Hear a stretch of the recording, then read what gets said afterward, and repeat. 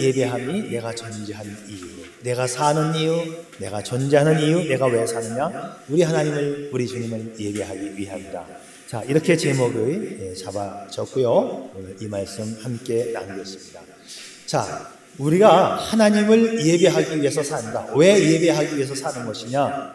성경을 보게 되면 하나님과 우리와의 관계를 말씀할 때 세상에 있는 어떤 관계적인 형태를 통해서 하나님과 우리와의 관계를 말씀합니다. 하나님과의 우리와의 관계, 첫 번째는 아버지와 자녀와의 관계로 설명하지요. 우리 주님과 우리와의 관계를 설명할 때는 부부 관계로 설명합니다. 성령님과 우리와의 관계를 설명할 때는 주인과 종의 관계로 설명을 해요. 자, 이런 모습들을 잘 분석을 해보게 되면 이것이 과연 어떤 의미를 담고 있느냐? 하나님과 우리와의 관계, 아버지와 자녀와의 관계는 생물학적 관계이고 혈연 관계이고 끊을래야 끊을 수 없는 관계 아닙니까? 아버지와 자녀와의 관계처럼 이 세상에서 더 친밀하고 더 가까운 관계는 세상에 없습니다. 부부와의 관계 뭐예요? 이 부부와의 관계는 남남이 만났는데 하나님께서 끊을 수 없는 관계로 맺어주셨습니다. 그래서 부부 관계는 남남이 만났지만 이 세상에서 또한 가장 친밀한 관계이고 가장 하나님 앞에 하나로 서 있는 온전한 존재입니다. 나중에 이 주인과 종의 관계라고 했는데 주인과 종 하면 좀 동떨어진 것처럼 보여지지만 말이죠. 성경이 쓰여지던 당시에는 주인과 종이 아주 흔했어요. 어떤 사람이 어떤 집에 종으로 들어가게 되면 그냥 한 식구가 되는 거예요. 주인을 섬기면서 일평생 한 식구로 살아가는 그런 주인과 종의 관계가 그 당시에 있었어요. 그 밖에도 하나님과 우리와의 관계를 왕과 백성으로 또 양과 목자로 또 포도나무와 포도송이로 설명하고 있는데 하나님과 우리와의 관계를 다 분석을 해보게 되면 분리될 수 없는 관계, 가장 친밀한 관계라는 것을 알 수 있지요. 끊을 수 없는 관계입니다. 그렇기 때문에 이 끊을 수 없는 관계 속에서 우리는 하나님을 예배하는 존재입니다. 자, 우리가 하나님을 예배하면서 하나님과 관계 속에 살아가게 되면 우리는 하나님의 모든 것을 누릴 수 있다고 성경은 말씀하고 있어요. 그러면 이 하나님과 친밀한 관계를 계속 이어가는 방법이 뭐냐? 다른 방법이 없어요. 오직 유일하게 예배라고 하는 한 가지 방법을 통해서 우리는 하나님과 우리와의 관계를 이어가게 됩니다. 하나님께서 우리에게 예배할 수 있는 내적인 성품을 주셨죠. 그게 뭐예요? 하나님을 사모하는 마음을 주셨다라고 되어 있어요. 모든 인간은 그 마음속에 공허함이 있어요. 뭔가로 채워지지 않은 뭔가가 좀 2% 부족한 게 있습니다. 그 2% 부족이 뭐냐 하면 그게 하나님으로 채워져야 하는 부분이에요. 사람들은 그 부족함을, 이 공허함을 채우기 위해서 마약도 하고 이걸 채우기 위해서 돈도 벌고 이걸 채우기 위해서 여러 가지 방법을 추구합니다. 그래서 인간은 종교적인 존재이고 예배하는 존재입니다. 뭔가 고목나무 밑에서 가서라도 빌면서 기도를 올리면 마음이 채워지는 듯한 느낌을 받는 것이죠. 그 느낌, 그 사모하는 마음, 영혼을 사모하는 마음을 하나님이 주셨기 때문입니다. 성경은 말씀하고 있지요. 이 공허함을 우리를 지으신 하나님을 예배하는 것으로 채워졌을 때에 우리의 공허함이 없어지고 우리가 복된 성도가 된다라고 하는 거예요. 그래서 우리는 이 땅에 사는 이유, 하나님을 예배하기 위하여 우리의 존재하는 이유, 하나님 앞에 예배하는 우리의 이유 존재임을 여러분 깨닫고 여러분 정말로 내가 왜 살아가느냐 예배하는 존재로 살아갈 수 있기를 주님의 이름으로 축복합니다. 어떤 사람이 설렁탕 집에 가서 설렁탕을 주문했어요. 몇 숟가락 떠먹어 보니까 맛이 없나 봐요. 주인을 부르더니 야단을 칩니다. 내가 어떤 사람인 줄 알고 이렇게 이런 음식을 가져왔냐고. 내가 어떤 사람인 줄 알아? 그렇게 호령을 치니까 주인과 거기에 있는 사람들이 야, 저 사람은 뭐 굉장한 사람인가 보다. 지금 음식이 잘못되었나 보다 하면서 막 상상을 하고 있었어요. 자, 그러는 사이에 이 사람이 말을 합니다. 내가 어떤 사람인 줄 알아? 나는 입맛이 까다로운 사람이야. 고작 호령하면서 하는 말이 나는 입맛이 까다로운 존재야. 그것밖에 할 말이 없어요.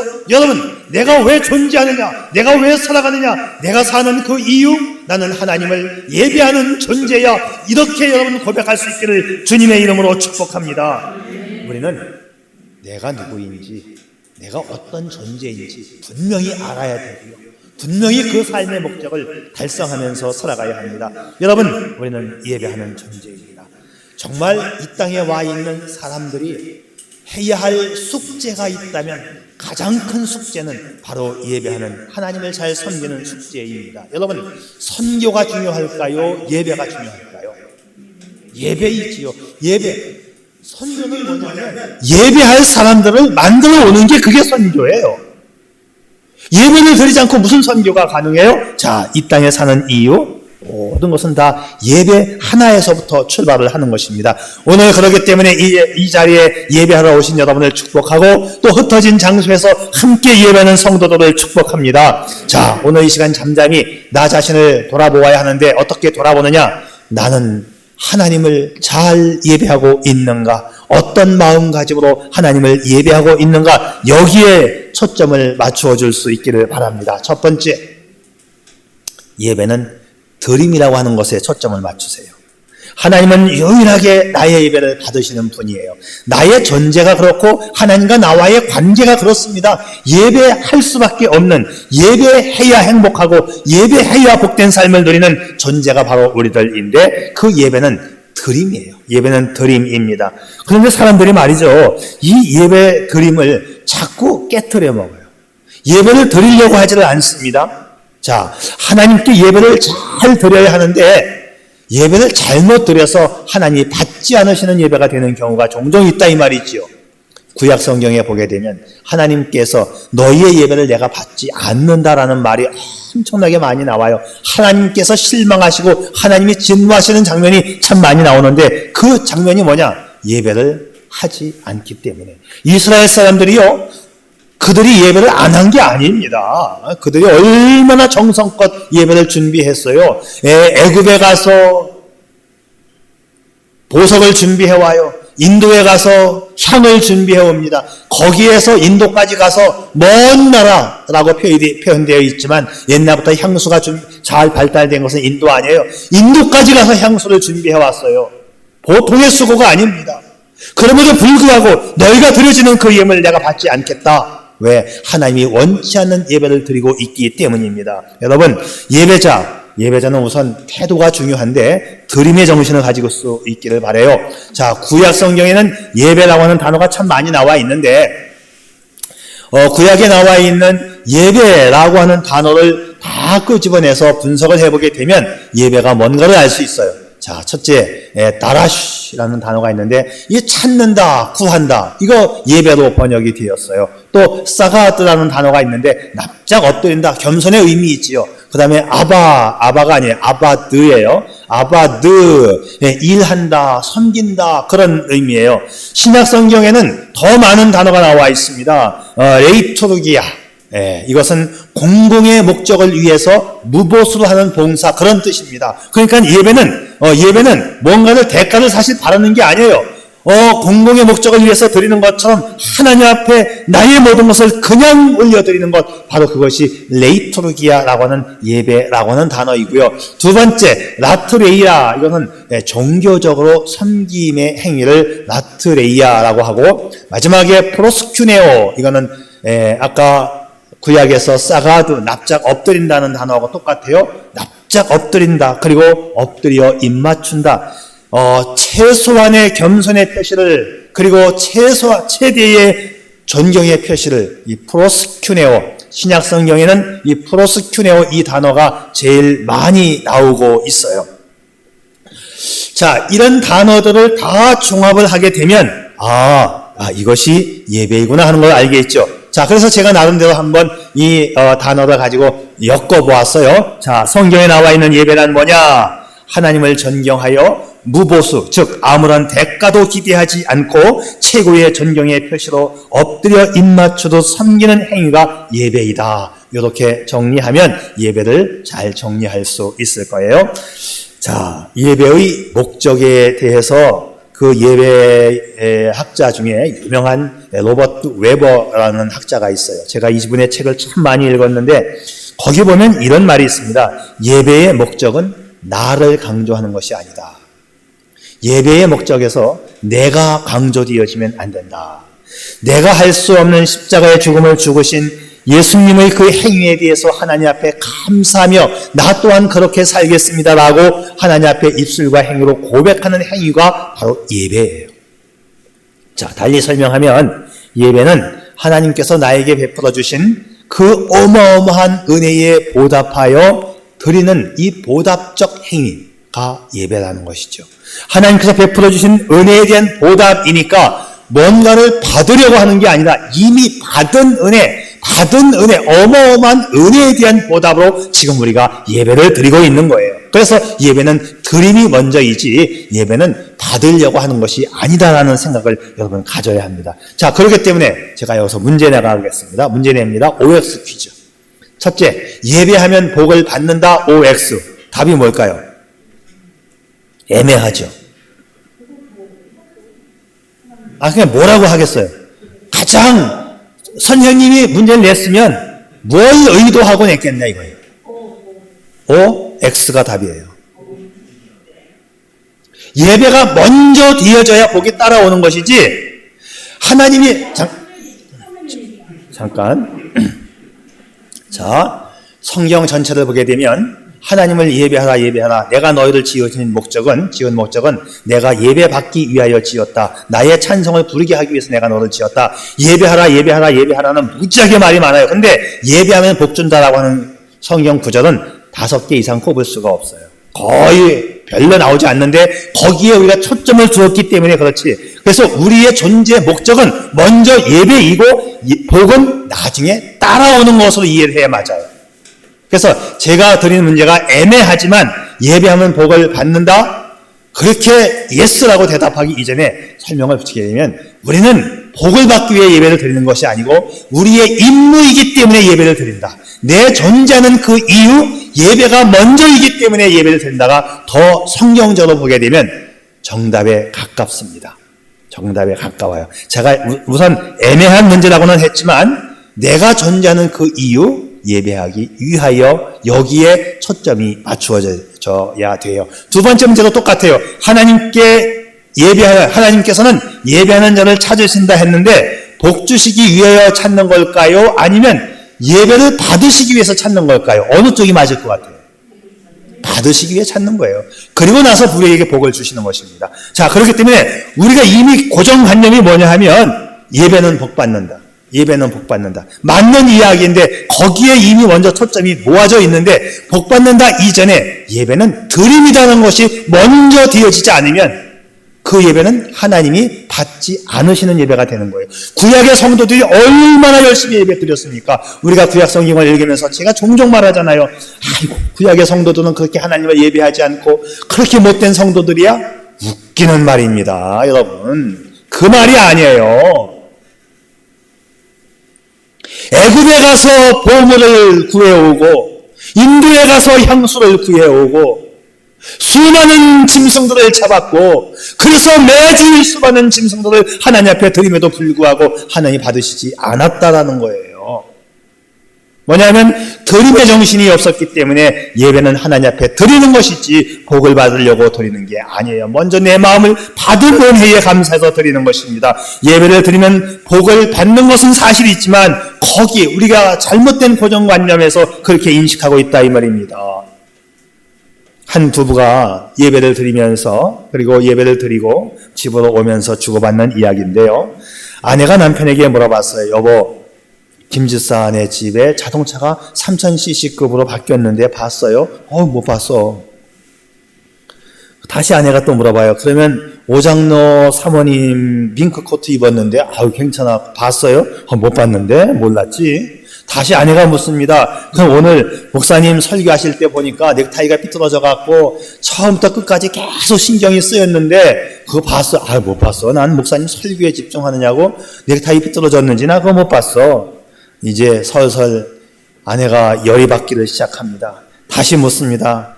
그러면 오늘 특별 찬양한 그 이 집사 입술 너무 빨갛게 칠한 거 아니야? 나는 그 찬양이 그냥 은혜 받았을 뿐이지 몰랐어. 열이 받은 아내는 말하기를, 아니 당신은 예배 시간에 그것도 안 보고 뭘 봤냐고. 아니 당신은 예배 시간에 그것도 안 보고 뭘 봤냐고. 남편은 목사님이 설교할 때 나를 위해서 돌아가신 예수님의 십자가 생각이 나서 나는 그냥 눈물만 흘렸지. 여러분, 누가 예배를 본 사람이고 누가 예배를 드린 사람입니까? 아내는 예배를 본 사람이고 남편은 예배를 드린 사람입니다. 예배는 보는 것이 아니라 드리는 거예요. 이미 받은 것에 대한 드림입니다. 우리는 예배를 보는 자가 아니라 드리는 자가 될 수 있기를 주의 이름으로 축복합니다. 두 번째, 예배는 마음이에요. 예배가 마음이라는 말은 하나님께 예배할 때는 마음과 뜻과 정성을 다해서 예배해야 한다, 그런 의미이지요. 문제는 뭐냐면 이게 마음의 예배가 안 되는 경우가 참 많아요.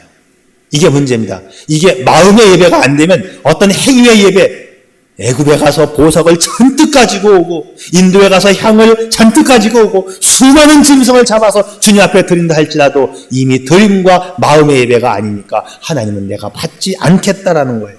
이 부분에 대해서 오늘 우리 현대인들도 우리 예배자들도 깊이 묵상하고 생각해 보아야 합니다. 자, 현대 예배의 특징이 뭐냐? 현대 예배의 특징은 다양한 악기와 아주 성능 좋은 방송 장비가 예배에 동원되고 있어요.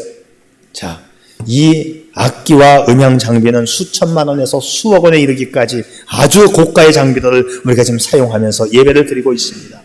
악기를 통해서 연주되어지는 찬양은 정말 웅장하고 장엄하고 아름답지요. 정말 멋진 예배, 아름다운 예배를 드리기에 좋은 악기들이고 장비입니다. 그런데 여기에서 예배자들이 착각하는 게 있습니다. 웅장하고 아름답고 장엄하면 좋은 예배인 것으로 우리가 착각을 한다, 이 말이죠. 다양하고 많은 악기를 동원하여 화려한 예배를 드리면 잘 드린 예배일까요? 현대의 예배자들은 화려한 연주, 아름다운 화음, 장엄한 분위기 연출에 총력을 기울입니다. 보통의 노력을 기울이는 게 아니죠. 보통의 돈을 거기에 쏟는 게 아닙니다, 지금.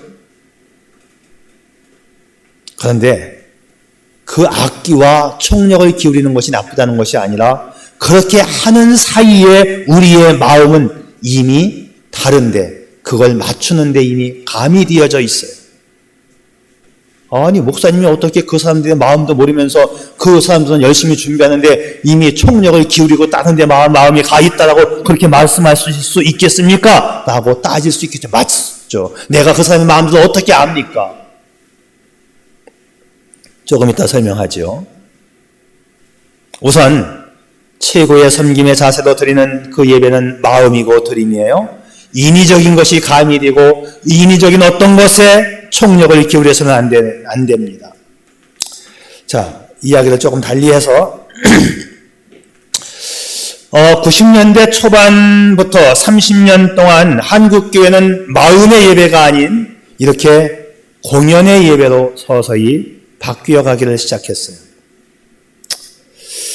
자, 인위적으로 짜맞추고 좋은 음악이 연출되면 좋은 예배라고 하는 그런 생각을 갖기 시작했습니다.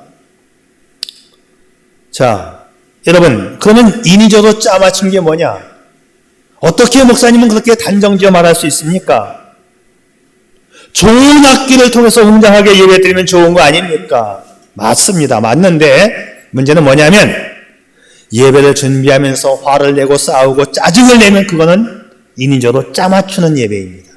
그건 공연의 예배예요.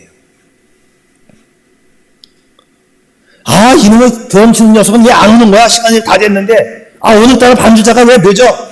일렉 기타 치는 애는 왜 안 와서 줄도 안 맞추고? 너는 이제 와갖고 기타 줄 맞추고 있냐? 이런 일들이 예배를 준비하면서 얼마나 자주 일어나고 있는지요. 왜 소프라노는 그것밖에 소리가 안 나오는 거예요? 왜? 뭐예요, 이게 지금? 어떤 모양을 지금 만들고 있는 거에 혈안이 되어 있는 거예요. 이렇게 예배가 진행되어지고 준비되어진다면 이거는 짜맞추기 예배이고 이미 우리 마음이 다른 데 가 있어요. 뭐? 보여지는 예배, 웅장함. 정성으로 준비하는 마음이 나쁜 게 아니고 최고로 그렇게 준비를 해야 돼요. 그런데 화를 내지 않고 격려하면서 우리가 준비부터 예배까지 나아간다면 그것은 정말 하나님이 찾으시는 예배입니다. 한국교회 예배가 언제부터 이렇게 심하게 흔들리기를 시작했느냐? 이제 조금 잘 살아지면서부터 90년대 초반에 한국의 목사님들이 미국에 와서 예배를 견학하고 갔어요. 저는 90년대 때에 미국에 살았기 때문에 잘 모르고 있었는데 어떤 분이 제가 목회하는 제 교회에 찾아왔어요. 어떻게 오셨냐고 했더니 몰랐냐고. 요새 한국교회 목사님들이 미국 교회 예배 배우려고 많이 왔다고. 자기도 새들백 교회하고 윌로우 크릭 교회에 방문 견학 왔다가 목사님 찾아온 거라고. 사실 미국에서는 뭐 그렇게 유명하지 않고 그렇게 그냥 거기에 현안되어 있지 않았는데 한국에 바람이 한번 불면 우리 한국은 그냥 나라가 조그마니까는 그게 전파를 타면서 다 거기에 갔다 와야 올바른 예배를 드리는 줄 알고 그래서 미국 애들 많이 왔다 갔죠. 그래서 새들백 교회에 구도자 예배를 견학하고 왔습니다. 이제 그때부터 90년대 초반부터 한국의 예배가 어떻게 변화되었는가를 한번 보십시오. 새들백 교회 릭 워렌 목사님이 했던 그 예배는 인기가 많았고 많은 사람들이 몰렸던 것이 사실입니다. 한국에도 왔었었죠. 릭 워렌 목사님이 말한 그 예배는 구도자의 예배였었어요. 구도자의 예배. 이 구도자의 예배가 뭐냐? 구도자. 도를 찾는 사람들, 진리를 찾는 사람들의 예배이다. 세상 사람들이 교회에 와서 쉽게 예배에 접목될 수 있도록 예배를 만든 거예요. 이 릭 워렌 목사님은 아버지가 목사님이신데 정말 친구들이 예수 안 믿는 친구들이 불쌍해서 전도를 해가지고 교회에 데리고 오면 우리 교회 예배는 너무나 늘어지는 거예요. 예배가. 찬송도 고요한 밤 거룩한 밤 우리 아버지 목사님 설교는 더 늘어지는 거예요. 재미가 없어. 그럼 내 친구가 데리고 왔는데 다음 주에 안 나오겠다고 심심하다고. 그래서 아들은 그때부터 결심을 합니다. 내가 목사가 돼야 되겠다. 내가 목사가 되면 교회 음악을 바꾸고 설교를 바꿔야 되겠다. 그래서 사람들을 많이 불러 모아야 되겠다. 그래서 아닌 게 아니라 릭 워렌 목사님이 제가 나온 신학교에 나왔어요. 그리고 침례교회를 세웠습니다. 그리고 음악을 바꾸고 분위기를 바꾸는 거예요. 사람들이 구름대같이 몰려오기를 시작했습니다. 그게 무슨 예배? 그게 구도자 예배였었어요. 초점이 뭐냐? 세상 사람들이 쉽게 접목될 수 있는 예배를 만든 거예요. 근데 이제 우리 한국의 목사님들이 미국에서 보면서 견학을 왔는데 문제는 뭐냐 하면 영어를 알아듣지를 못하잖아요. 설명을 하고 설명했는데 알아듣지는 못하고 예배의 모양만 보고 온 거예요. 이야, 장엄하게 예배를 드리더라. 모든 악기를 동원해갖고 정말 그야말로 성경적으로 그냥 빵빵 터지는 예배를 드리더라. 그때부터 한국의 예배는 이제 바뀌어가기를 시작합니다. 빵빵 터치는 예배 막 웅장해야 되고 막 그냥 퉁짝대야 되고 그래야 사람들이 오겠구나. 맞는 얘기이기도 해요. 자, 그런데 한국의 예배가 너무나 이제 그런 쪽으로 일방적으로 막 흘러가기를 시작하니까 릭 워렌 목사님하고 빌 하이벨스 목사님이 뭐라고 얘기했냐면 우리 교회를 방문하고 가서 전 세계의 예배가 지금 달라지고 있는데 그게 아닙니다. 그게 아닙니다. 라고 분명히 신학적으로 얘기를 했어요. 뭐라고 얘기했냐? 그거는 예수 안 믿는 사람들 불러다 놓고 드리는 구도자의 예배, 영어로 seekers worship, 찾는 사람들의 예배이지 이미 예수님을 믿고 있는 성도를 위한 예배는 아니었습니다. 구도자 예배에서 성도의 예배로 바뀌어야 합니다라고 말을 했어요. 이제 근데 한국의 사람들은 이제 이미 고정관념화 되어 있었기 때문에 이게 바뀌어지지를 않습니다. 너무 고정관념 되어가지고 지금도 이제 빵빵 터치는 예배를 해야만 예배가 잘 드려진 예배이고 은혜 받은 예배라고. 자, 이미 우리의 초점이 어디로 흘러가느냐? 빵빵 터치고 내 감정을 돋구고 흥을 돋구고 궁덩이가 들썩들썩하면 야, 오늘 예배 뜨거웠다. 이렇게 되었다는 거예요. 이것이 우리의 30년 전부터 이미 시작됐던 것입니다. 신나게 찬송 부르고 가슴이 뜨겁고 땀이 뻘뻘 나고 음악에 도취되면 은혜 받았던 것으로 착각할 수 있다는 것이지요. 그래서 한국에는 이제 말을 바꿉니다. 구도자의 예배에서 열린 예배로 바꾸게 돼요. 왜? 구도자의 예배는 말 그대로 초신자들을 위한 예배였는데 그게 아니거든요. 그러니까는 그 말을 쓰면 안 되니까 열린 예배라고 바꾸었어요. 무슨 열린 예배가 뭐야? 열린 예배가. 자, 제 말을 좀 잘 이해하여 들을 수 있기를 바랍니다. 미국에 가서 배운 이 목사님들은 예배의 형태와 모양만 배웠지 내용을 배우지 않은 거예요.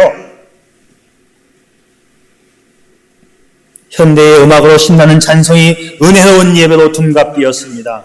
본래의 목적은 구조자의 예배였는데 한국에 들어오면서 열린 예배라고 하는 이름이 바꾸었고 열광적으로 흥에 도취되는 예배가 바로 은혜로운 예배로 인식되어지게 되었지요. 그래서 우리는 예배는 드림이고 예배는 마음이라고 하는 이 중심이 흔들리면 안 되는 것입니다. 악기 쓰지 말자는 이야기가 아니지요. 그래서 예배는 마음으로 정성껏 드리는 것이지 자기의 흥으로 드리는 것이 아닙니다. 진짜 예배가 뭐냐? 악기가 없어도 장비의 성능이 안 좋아도 우리의 마음은 하나님께로 향하는 예배가 진짜 잘 드리는 예배임을 여러분 믿고 따라갈 수 있기를 바랍니다. 전병욱 목사님이 쓴 글에 보게 되면 그분이 중국에 갔어요. 중국에 가서 중국 성도하고 예배를 드리는데 찬송가가 99절 되는 찬송가가 있더랍니다. 한참 불렀지요. 이 99절 찬송을 다 부르고 나니까 한 성도가 너무 은혜롭습니다. 한 번만 더 부릅시다. 그래서 99절 찬송을 2번을 불렀어요. 여러분 보통 우리가 찬송가가 4절까지 있으면 이 4절 부르는데 3분이 걸립니다. 99절 몇 분 걸릴 것 같아요? 4절짜리가 3분 걸리면 99절, 4대 3은 99대 X 맞죠? 계산을 해보았습니다. 74분 나옵니다. 1시간 14분. 두 찬송가만 2시간 28분을 불렀어요.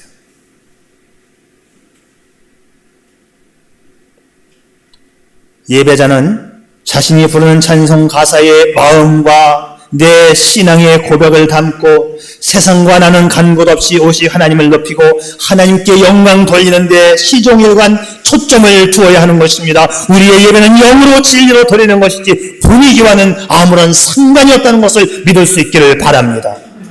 참으로 안타까운 것은 한국의 많은 성도들이 분위기 예배, 보여지는 예배, 짜맞추기 예배, 공연의 예배로 흘러가고 있다는 것이 참으로 안타까워요. 여러분 예배에 대한 고정관념 탈피할 수 있기를 바랍니다. 예배는 드림이고 예배는 마음이다. 근데 이 고정관념 탈피가 안 되지요. 그래도 빵빵 터쳐야 사람이 많이 와. 사람 많이 오는 거에서 그건 구도자의 예배 때이고 신자의 예배로 바뀌는데 신자의 예배는 그것에 초점이 맞춰지면 아니에요. 여러분 고정된 잘못된 고정관념에서 탈피할 수 있기를 바랍니다. 제 설교를 들으면서도 이 고정관념이 아직 깨지지 않은 분들이 참 많이 있을 거예요. 제가 무엇을 지금 말씀드리고 있는지 잘 이해할 수 있기를 바라요. 지하철 경로석에 어떤 아가씨가 앉았어요. 할아버지가 타는 것을 보면서 눈을 지그시 감고 자는 흉내를 냈습니다. 이 깐깐하게 생긴 이 할아버지는 아가씨의 어깨를 흔들면서 아가씨 여기 노약자 경로석이야. 일어나. 이 아가씨가 눈을 번쩍 뜨면서 신경질적으로 말을 했습니다. 저도 돈 내고 탔는데 왜 그러세요? 저도 돈 내고 탔는데 왜 그러세요? 예절 같은 거 따지지 말고 원칙적인 면에서 생각했을 때 이 아가씨 말이 옳을까요? 안 맞을까요? 헷갈리죠 이것도 또. 돈 내고 탔는데 네가 나이 많다고? 저도 돈 내고 탔는데 왜 이러세요? 아가씨의 말에 할아버지가 이렇게 대받아칩니다. 너 돈 내고 탔냐? 여긴 돈 안 내고 타는 사람이 아니는 자리야. 왜? 경로 우대석이니까. 설명서나 표지판에 의하면 그 자리는 할아버지의 말씀이 100% 맞습니다. 여러분 내 주관적인 판단과 내 주관적인 생각으로 내 고정관념 가지고 예배를 드리지 않길 바랍니다. 제가 무슨 말씀하는지 아시겠죠?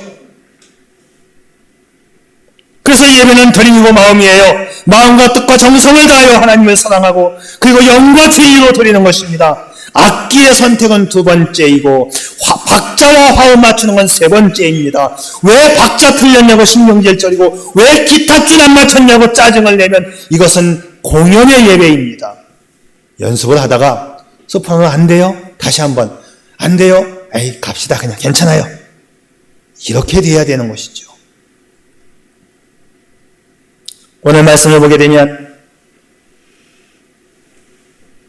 여호와께 그의 이름에 합당한 영광을 돌리며 거룩한 옷을 입고 여호와께 예배할지어다 했어요.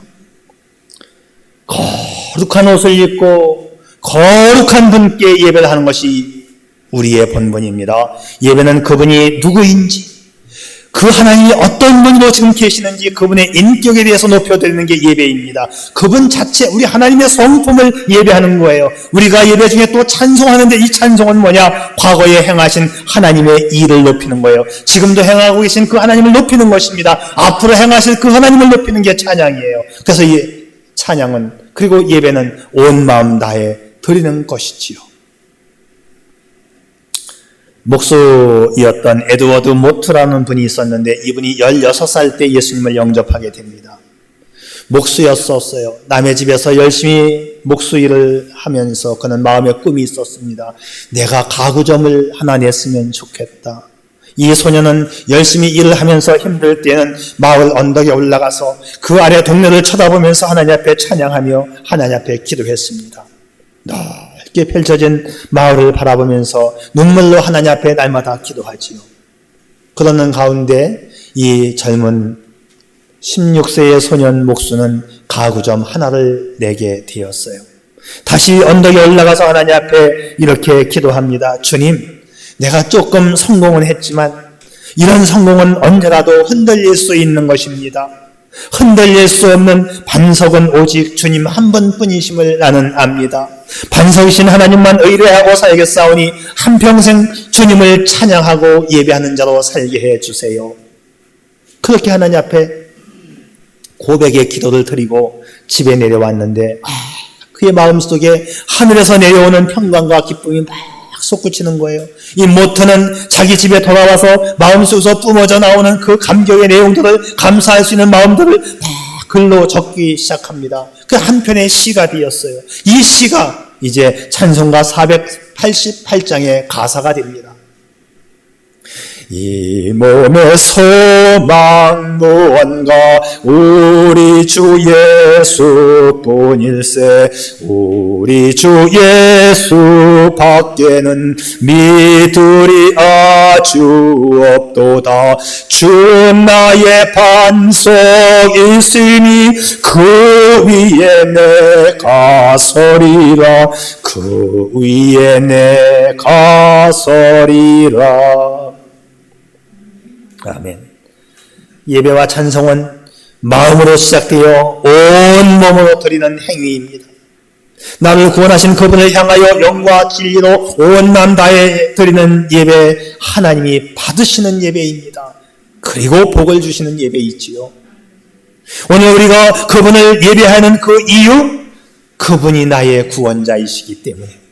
오늘 우리가 그분을 찬송해야 하는 그 이유, 그분이 나의 소망이시기 때문에. 오늘 우리가 그분을 찬송하고 예배하는 그 이유, 그분이 나의 모든 것 되시기 때문에 오늘도 그 예배 드림의 현장, 여기와 그리고 흩어진 가정에서 온 마음 다해 예배하는 저와 여러분 될 수 있기를 주님의 이름으로 축복합니다. 기도하겠습니다. 오늘 내가 살아있음이 축복이지요. 그리고 오늘 내가 존재함이 나의 주님을 예배하기 위함이지요. 오늘 우리는 귀하신 하나님 아버지를 예배할 수 있는 이 시간, 얼마나 감격의 시간인지요. 아버지를 만나고 예배하는 것이 내가 존재하는 이유임을 고백하면서 드리는 이 시간입니다. 그래서 오늘의 예배가 온 마음으로, 온 정성으로, 나의 영으로 예배하는 이 시간 되어질 때 우리 하나님이 기쁘게 받으십니다. 내가 감동하고 내가 만족하고 내가 원하는 예배가 아니라 하나님이 기뻐하시고 하나님이 만족하시고 하나님이 원하시는 예배를 드릴 수 있기를 바라요. 하나님의 존재를 예배하고 하나님의 하신 일을 찬송으로 고백하는 저와 여러분, 다시 한번 우리가 기억해야 할 것은 오늘 내가 존재함이 나의 주님을 예배하기 위함임을 진심으로 고백하는 성도. 그래서 그 현장에서 흩어진 현장 여기에서 함께 예배하는 성도와 가정들이기를 축복합니다. 아멘. 아버지 하나님, 오늘도 이 땅을 살아가면서 내가 왜 살아가야 하는지, 내가 무엇을 해야 하는지 깨닫게 도와주시고, 나를 창조하시고 내 안에 거룩한 영을, 또 하나님 사모하는 영을 허락하신 하나님을 날마다 예배하는 자가 되게 해 주시옵소서. 몸으로 마음으로 드림으로 예배하게 하여 주옵소서. 예수님의 이름으로 기도하옵나이다. 아멘.